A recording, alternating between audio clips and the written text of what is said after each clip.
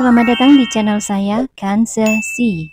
Di mana di sini, jika sudah menjadi P3K, maka Bapak Ibu bisa menjadi kepala sekolah.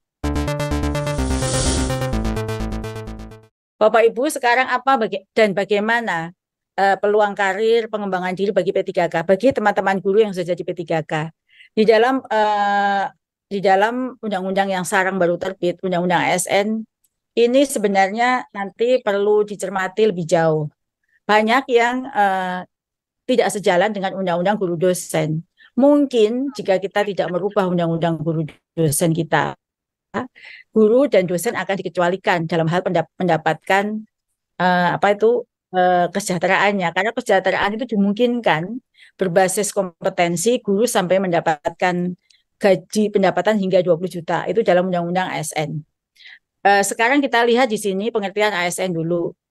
ASN adalah pegawai negeri sipil dan pegawai pemerintah dengan perjanjian kerja. Jadi Bapak Ibu adalah ASN yang diangkat oleh pejabat pembina kepegawaian, yang angkat bukan kami. Jadi kalau ada yang tolong Bu angkat kami itu salah, yang angkat adalah PPK setempat dan diserai tugas dalam satu jabatan pemerintahan. Maka mohon maaf jika tidak bisa di sekolah swasta, ya, atau diserai tugas negara lainnya dan diberikan penghasilan berdasarkan peraturan perundangan. Jadi kami sangat mohon maaf jika ada yang ingin P3K kembali ke sekolah swasta karena aturan ini tidak bisa mengatakan demikian. Lalu PP3K sendiri itu apa? Adalah warga negara Indonesia yang memenuhi syarat tertentu yang diangkat berdasarkan perjanjian kerja untuk jangka waktu tertentu dalam rangka melaksanakan tugas pemerintahan dan atau menduduki jabatan pemerintahan. Jadi Bapak Ibu, di dalam undang-undang yang baru pun, kalau kemarin kami ingin asosiasi perguruan tinggi swasta atau asosiasi sekolah swasta untuk mengajukan permohonan kepada Kemenpan RB agar keinginannya P3K bisa diletakkan di sekolah swasta itu ternyata tidak bisa masuk dalam pasal ini. Karena definisinya adalah mereka yang masih melaksanakan tugas pemerintahan. Tugas pemerintahan berarti di instansi pemerintah atau di sekolah negeri. Bagaimana peluang karir dan pengembangan diri bagi guru P3K? Sebelum bicara ke peraturan, saya ingin sampaikan kepada Bapak Ibu semua P3K. Dalam Permendikbudristek kami yang kita buat jauh sebelum Undang-Undang ASN itu terbit, kami sudah melakukan poin perubahan. Di mana di sini, jika sudah menjadi P3K, maka Bapak Ibu bisa menjadi kepala sekolah. Di sini tetapi tentu harus memenuhi persyaratan ya. Minimal 3B bagi PNS dan guru ahli pertama bagi P3K. Bapak Ibu jika diangkat jadi P3K itu SK-nya adalah guru ahli pertama ya. Maka 3B bagi PNS, guru ahli pertama bagi P3K. Kemudian mempunyai sertifikat pendidikan guru penggerak. Jadi ini sebenarnya jauh sebelum undang-undang ini terbit, kami sudah memberikan ruang berkarir bagi guru P3K untuk menjadi kepala sekolah di satuan-satuan pendidikan pemerintah. Di berbagai daerah, jika saya datang ke pemerintah daerah, mereka masih belum berani mengangkat. Tapi saya tunjukkan bahwa di dalam Permendikbudristek 40 sudah disebutkan guru ahli pertama, itu SK Bapak Ibu ya, P3K itu sebenarnya guru ahli pertama, itu bisa menjadi guru kepala sekolah. Lalu jika sudah menjadi P3K, kami sudah menyiapkan uji kompetensi di dalam Undang-Undang ASN bahwa sekarang Bapak Ibu tidak ada dupak lagi ya. Kalau mengurus pangkat itu tidak ada lagi ngurusin dupak, tapi UKOM.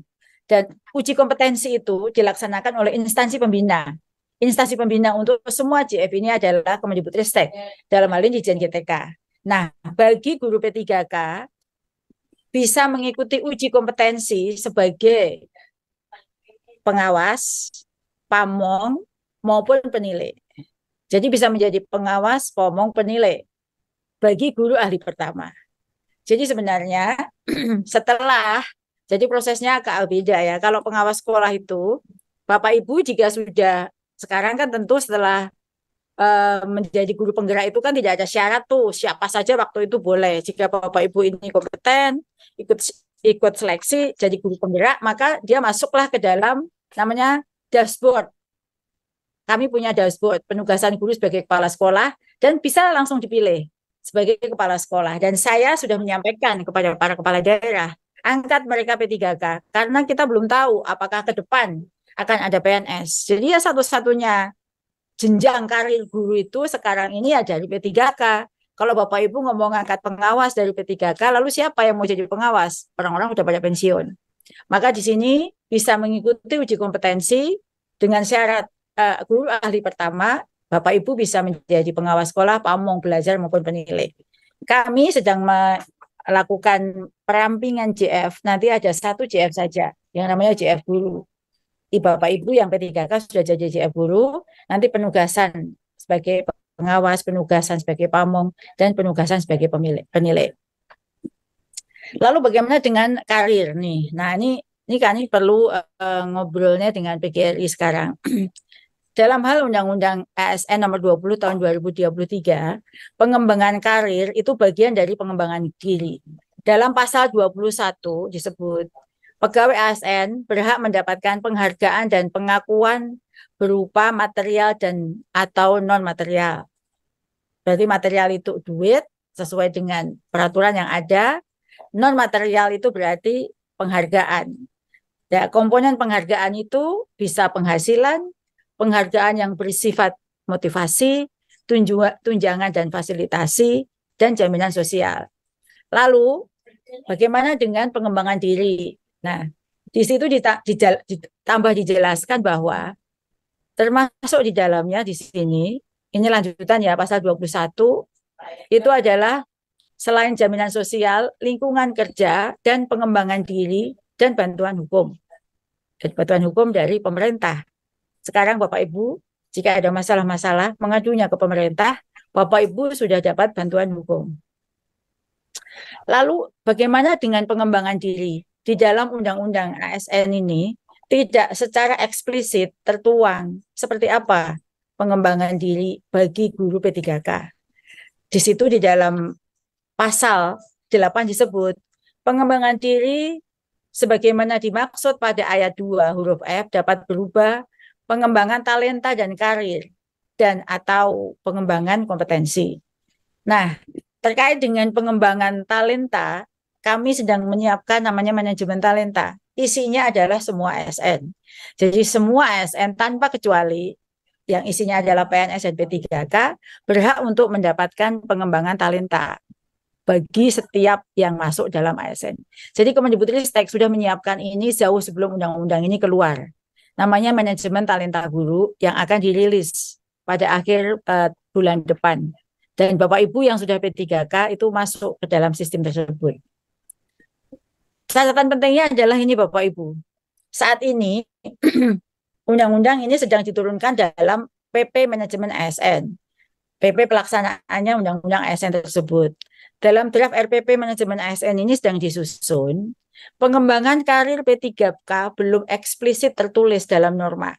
Jadi kami kemarin meninjau, melihat mana yang ada karirnya P3K itu mana. Ternyata belum ada. Sementara di dalam Permen Pan RB nomor 1 tahun 2023 tentang jabatan fungsional, di sini kan berarti Bapak Ibu ini termasuk JF guru ya, hanya mengatur JF guru sebagai karir PNS. Catatannya adalah inilah tugas kita bersama untuk mengawal agar pengembangan karir itu masuk dalam norma PP Manajemen ASN. Kami di sini sebagai pemerintah sudah memasukkannya. Tentu bantuannya adalah dari organisasi profesi, membantunya dalam hal ini. Jadi ini yang kami harapkan, yang disebut mitra strategis itu adalah ketika kita punya masalah ini, kita berkolaborasi untuk kepentingan yang sama adalah guru. Bagaimana kita bersatu padu untuk bisa menyelesaikan semua permasalahan. Bukanlah berseberangan atau malah menjadi lawannya dari pemerintah. Itu sangat amat mengganggu tugas kami sebagai pemerintah. Ini adalah catatannya kami, dan ini guru P3K itu sebenarnya apa sih? Kalau tadi yang saya sebut, selain itu, jika belum punya sertifikat, apa yang Bapak Ibu bisa kerjakan? Ya Bapak Ibu aktiflah di dalam kurikulum Merdeka. Di sini kami punya platform Merdeka di 306.000 sekolah itu sudah implementasi kurikulum Merdeka. 80%. Tahun depan sebentar lagi menjadi kurikulum Indonesia namanya ya, bukan kurikulum nasional, kurikulum Indonesia. Jadi mau tidak mau, suka tidak suka, itu akan menjadi kurikulum kita. Dan saya berharap Bapak Ibu guru P3K yang sudah punya status, yang sekarang lebih fokus pada peningkatan kompetensi, ikutlah berbagai pelatihan mandiri di dalam platform Merdeka Mengajar dan aktif dalam Kombel. Kenapa? Dalam manajemen talenta yang sedang kita kembangkan, kredit poin semuanya adalah aktivitas Bapak Ibu di dalam platform, tidak ada lain. Jadi di situ banyak pelatihan mandiri yang Bapak Ibu bisa ikuti dengan gratis, dan disitulah nanti kredit-kredit yang Bapak Ibu bisa masukkan, sehingga Bapak Ibu punya kekayaan di situ yang nanti Bapak Ibu bisa jadikan kredit untuk peningkatan kesejahteraan. Karena ke depan kesejahteraan guru itu tergantung pada seberapa Bapak Ibu punya kompetensi. Meskipun ini akan bisa diterapkan jika ada perbaikan dalam undang-undang guru dosen kita. Bapak Ibu yang saya hormati, ini yang slide terakhir saya bahwa ini adalah yang ada di platform. Pertama, pesan saya barusan dapat WA, Bu, saya ini kenapa dibedakan seragam? Apalah arti warna baju Bapak Ibu? Saya pun jika disuruh pakai hitam putih tiap hari saya mau, nggak penting bagi saya warna baju. Yang penting adalah setelah Bapak Ibu menjadi P3K, tunjukkanlah bahwa Bapak Ibu itu kompeten. Sekarang aktiflah di dalam semua yang bisa Bapak Ibu ikuti dalam kebijakan Merdeka Belajar ini. Merdeka Belajar sama sekali tidak memberikan perlakuan istimewa bagi yang PNS, honorer maupun P3K, tapi memberikan perlakuan bagi mereka yang aktif dan mau bergotong royong, berkontribusi untuk anak-anak kita. Jangan permasalahkan warna baju atau perlakuan, itu tidak penting Bapak Ibu. Jika Bapak Ibu kompeten, hebat, Bapak Ibu pasti akan menjadi mutiara yang akan dilirik oleh semua pemangku kepentingan dan pemangku kebijakan di daerah Bapak Ibu masing-masing. Bapak Ibu, ini paparan dari saya. Terima kasih. Mohon maaf jika ada yang kurang berkenan. Terima kasih. Assalamualaikum warahmatullahi wabarakatuh.